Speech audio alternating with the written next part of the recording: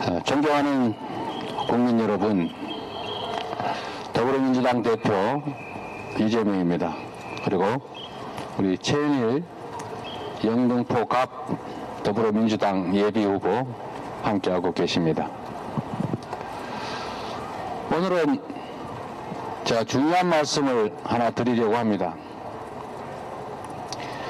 민주주의의 가장 기본은 우리가 모두 합의한 법과 질서를 모두가 지키는 것입니다.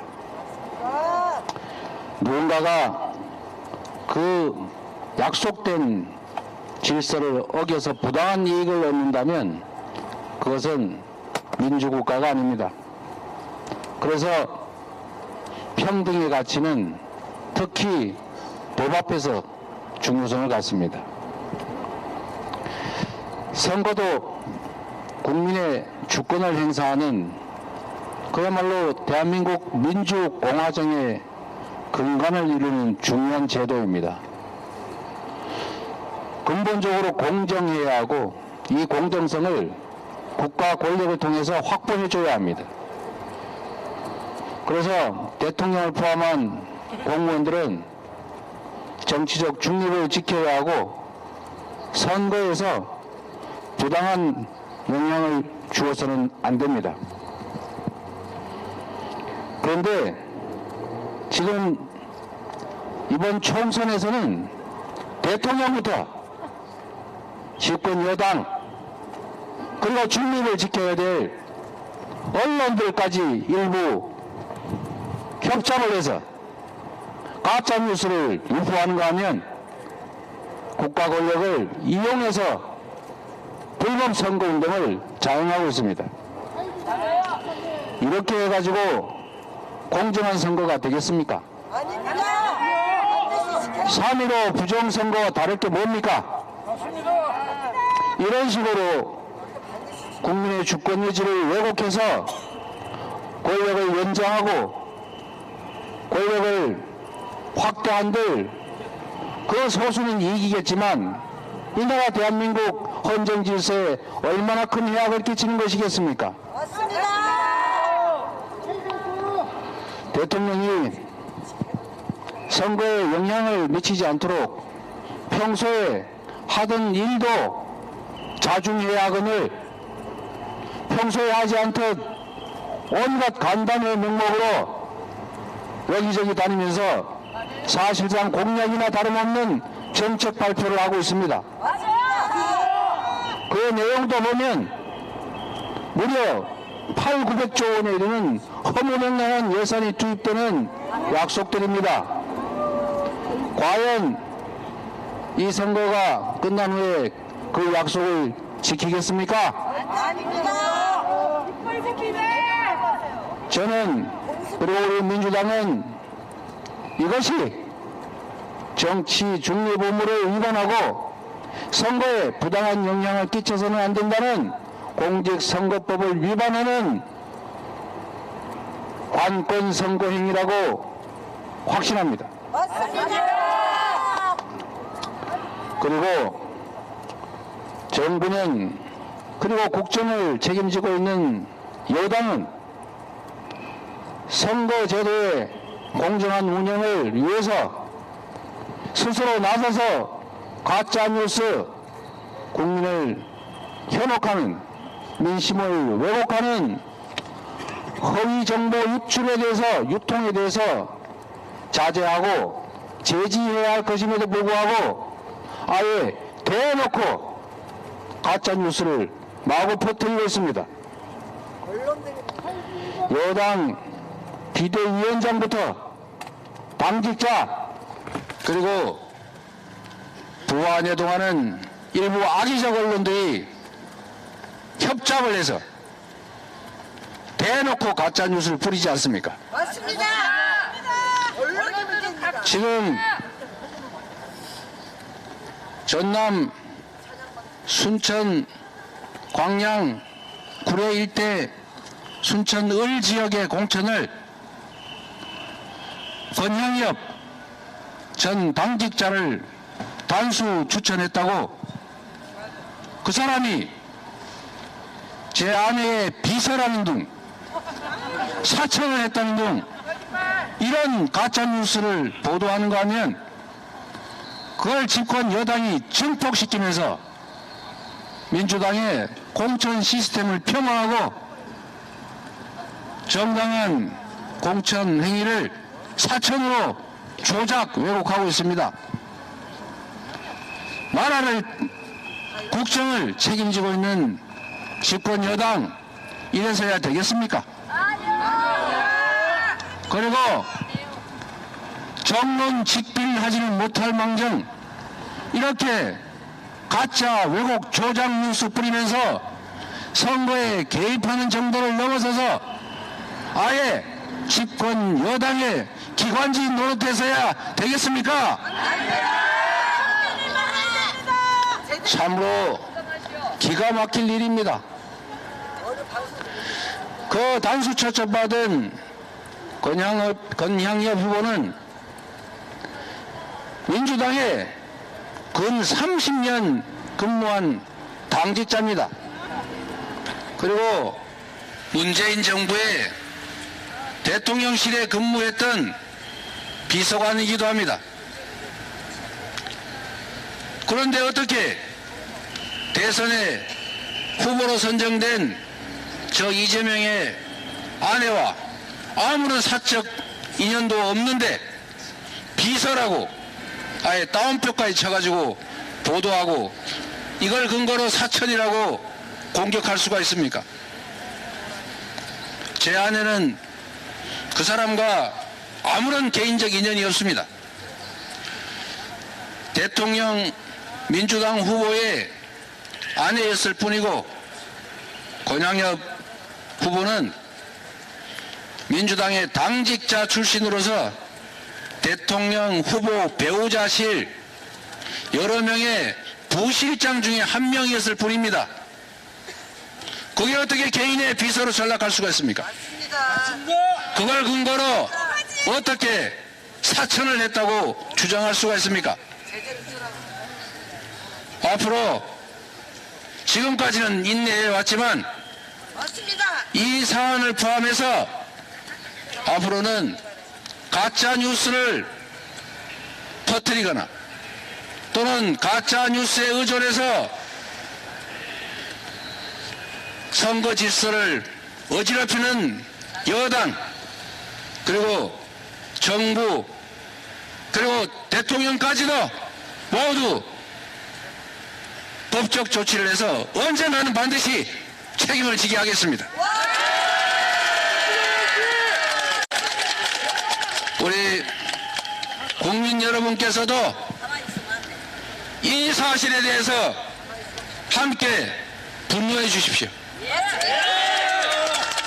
모두가 이 사실들을 숨기고 가려서 듣지 못하고 보지 못하게 할지라도 여기 계신 우리 시민 여러분, 이 현장을 보고 계신 유튜버 시청자 여러분, 절대로 잊지 말고 속지 말고 대한민국의 주권을 민주주의를 지켜주십시오. 가짜뉴스에 속지 말아주십시오. 민주당의 이 정당한 투명한 공정한 공천에 대해서 왜곡되고 조작되고 허구의 정보들이 마구 넘쳐날지라도 그 속에서 진실을 꼭 가려봐 주시기 바랍니다. 이 정권이 국민의 귀를 막고 국민의 입을 막는 그야말로 입틀막 정권이라 할지라도 우리는 열려있는 다른 귀로 듣고 틀어막히지 않은 다른 시간 내에 말하고 가리지 않은 그런 공간에서 진실을 직시하면서 반드시 이 정권의 이 무도한 행위에 대해서 엄정하게 책임을 물읍시다, 여러분.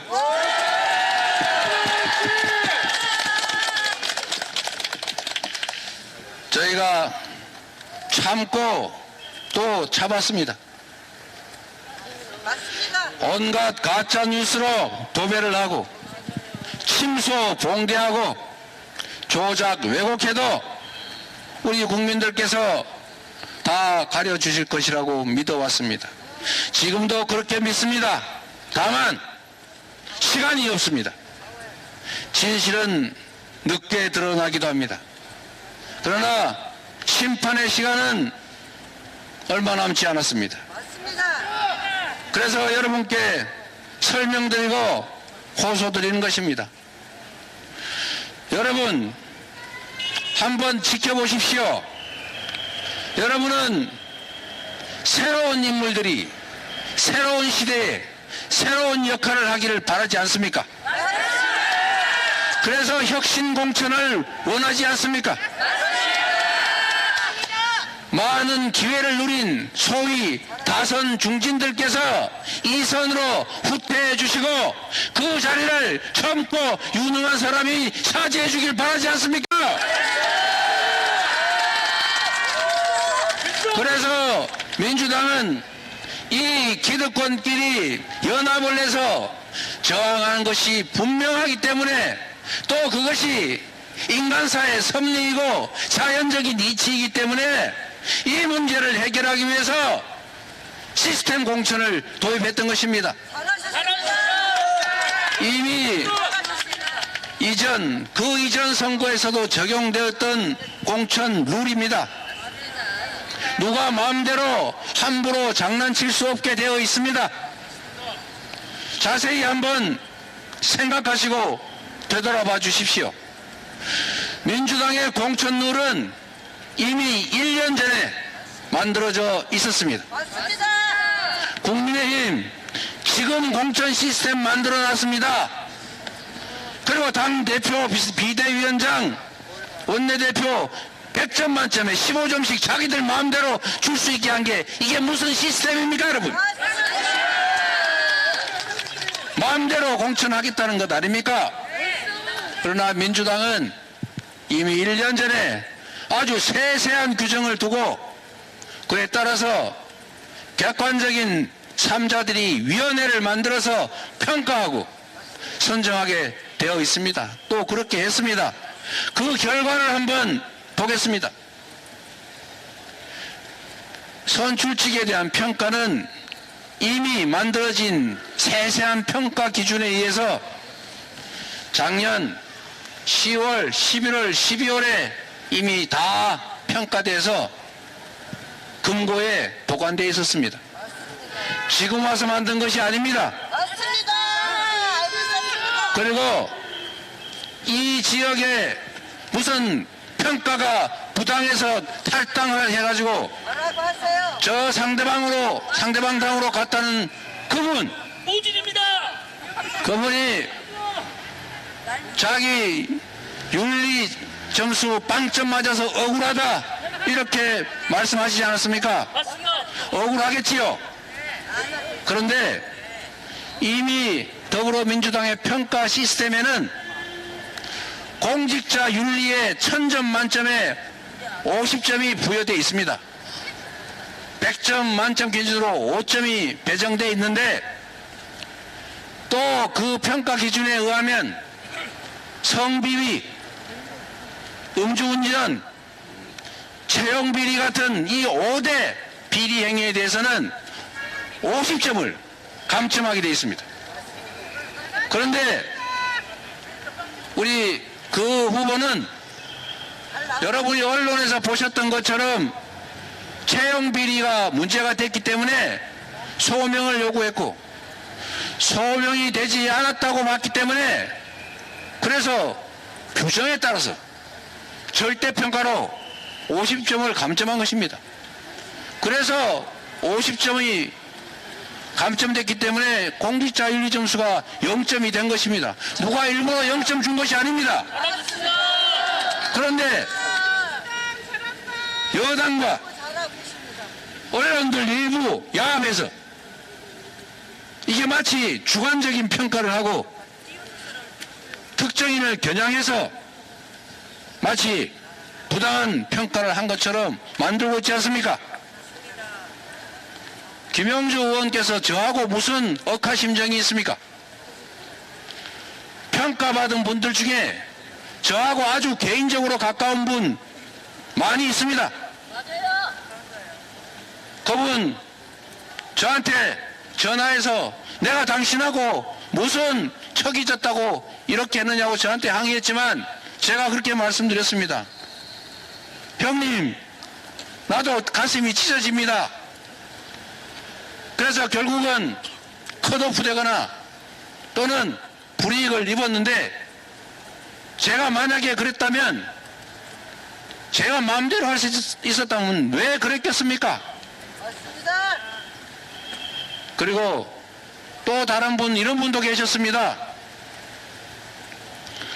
나를 하위 점수 줄 줄 알았는데 왜 이렇게 점수를 많이 줬냐, 이러는 분 계셨어요. 본인은 각오를 했는데 왜 이렇게 됐는지 참 고맙다 이러길래 제가, 그거는 내가 한 일이 아니다. 시스템에 따라서, 기준에 따라서 15명의 평가위원들이 공정하게 평가한 결과이니 나도 그 내용은 모른다, 이렇게 말씀드렸습니다. 지금 와서 만든 것이 아닙니다. 그리고 지금 사천을 했느니 무슨 측근을 공천했느니 하는데, 여러분이 직접 한번 지적해 보십시오. 제 측근 중에 공천받은 사람이 누가 있습니까? 누가 단수 추천받았습니까? 경쟁자가 없어서 단수가 되었거나 워낙 비교가 안 될 정도로 차이가 많아서 어쩔 수 없이 단수한 경우가 있기는 해도, 오히려 이재명의 측근이라는 이유로, 가깝다는 이유로 불이익받고 컷오프 당하고 이런 사람들이 훨씬 많습니다. 제 머리에 지금 번뜩 떠오르는 사람만 해도 목포에서, 저기 완도에서, 광주에서, 전북에서, 경기도에서, 서울에서 수없이 저에 대해서 도움 주었던 분들이 잘려나갔습니다. 오히려 더 엄정하게 심사해서 혹시 가까운 사람이라고 해서 혜택 주는 거 아니냐 해서 우천마속하는 심정으로 다 용인했습니다. 공관위, 전략공관위에서 결정하는 거 제가 관여하지 않았고 제지하지 않았습니다. 맞습니다. 알고 있습니다. 증거를 하나 대보십시오. 하나라도 부당하게 측근을 공천한 게 있는지, 부당하게 측근한테 이익을 준 것이 있는지, 없습니다. 구체적인 예가 없다 보니까 결국 권양여 후보 얘기를 만들어낸 것 아닙니까? 그 사람이 어떻게 제 아내의 비서입니까? 대통령 후보 선대위원회 거기 후보 비서실에 한 역할 부실장을 맡은 것 뿐인데, 그걸 비서로 만들어 가지고 사익을 위해서 공천한 것처럼 그렇게 어떻게 조작을 합니까? 두 번째로, 국민들께서 원하시는 다선 중진들이 이 선으로 좀 물러나고 젊은 신진 기회들에게 기회를 주라, 이 국민적 요구가 실제로 어떻게 진행됐는지를 국민의힘과 민주당을 비교해 보십시오. 민주당 다선 중진 의원들께서 일부는 불출마하시고 일부는 안타깝게도 컷오프 되시고 또 일부는 경선에서 탈락하고 있지 않습니까? 다 시스템에 따른 것입니다. 그런데 국민의힘 다 돌려막기 공천하고 현역 불패하고 전부 다 살아남아 있지 않습니까? 김건희 특검 재의결 막으려고 했는지는 모르겠는데 결국 이런 식으로 이름 붙인다면 특검 방해 공천한 거 아닙니까? 중진들 다 살아남아 있지 않습니까? 다 경선 기회 갖지 않았습니까? 대부분 공천 받지 않았습니까? 그걸 문제 삼지 않고 이렇게 많은 수의 다선 중진들이 불출마 또는 컷오프 경선 탈락 이렇게 물러나시면서 불평의 목소리 낼 수 있지 않습니까?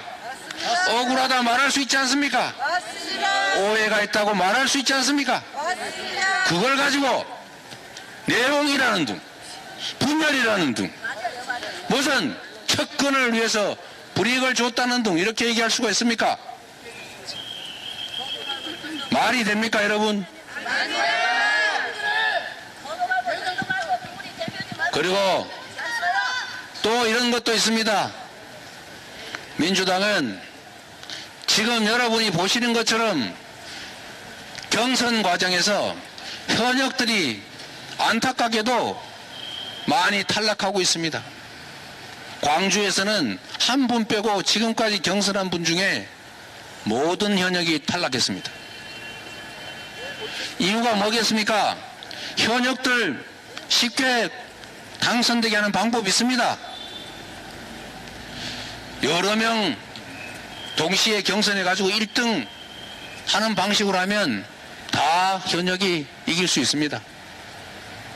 그런데 민주당은 신진들에게 기회를 주기 위해서 원칙적으로 경선을 하게 했고 원칙적으로 양자 경선을 하게 만들었고 1대1 경선을 하게 했고 3인 이상이 경선할 경우에는 예외 없이 정말로 특별한 경우가 아니라면 결선을 하게 했습니다.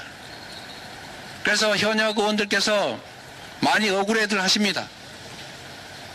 그 결과로 많은 분들이 탈락하고 당의 공천 시스템을 원망하고 저를 원망합니다. 제가 이번 공천 과정에서 저의 가까운 세력을 구축하려고 했고 구축했다 이렇게 헛소문 또 퍼뜨리고 있습니다. 이번 공천 과정에서 저는 너무나 많은 것을 잃었습니다. 공정한 공천은 기득의 권리를, 기득의 지위를 가지고 있는 분들한테는 손해입니다. 그게 좋든 나쁘든 도전하는 사람들은 약자들입니다. 약자들을 부축해서 함께 공정하게 경쟁하게 하는 거 이게 제가 해야 될 일이라고 믿었습니다. 그래서 시스템에 따라서 원칙적으로 경선하고 원칙적으로 양자 대결하게 하고 원칙적으로 결선을 하게 한 결과 거의 대부분의 현역 의원들이 저를 원망합니다. 그래서 참으로 많은 의원들께서 탈락에 큰 고통을 겪고 계시지만 우리 당원들이나 국민들이 볼 때는 새 순이 돋는 것 아니겠습니까?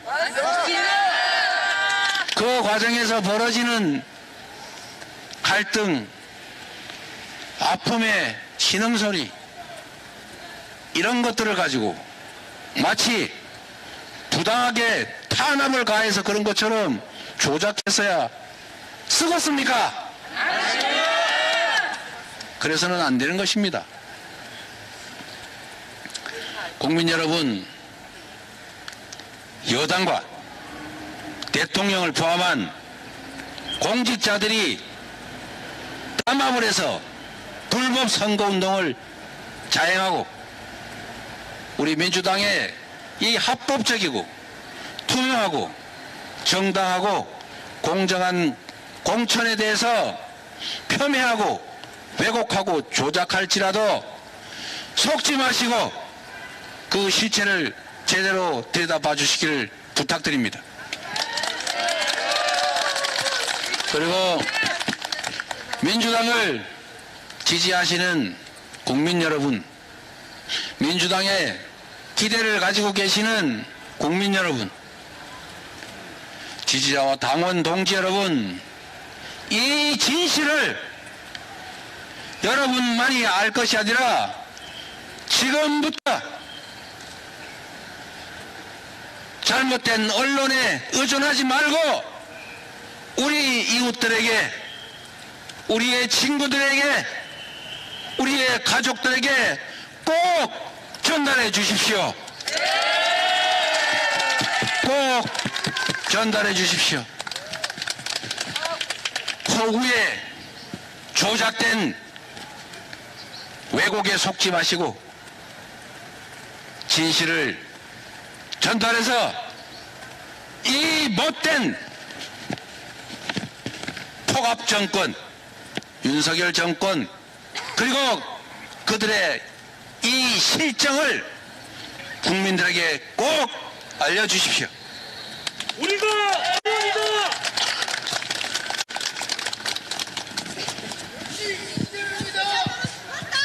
나라를 망치는 제일 이기자들이 기자는 언론이다.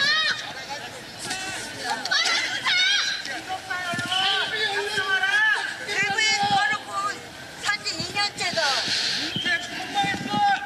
국민 여러분, 이번 선거는 다른 선거와는 또 다릅니다. 이번 선거는 이 나라의 명운을 결정합니다.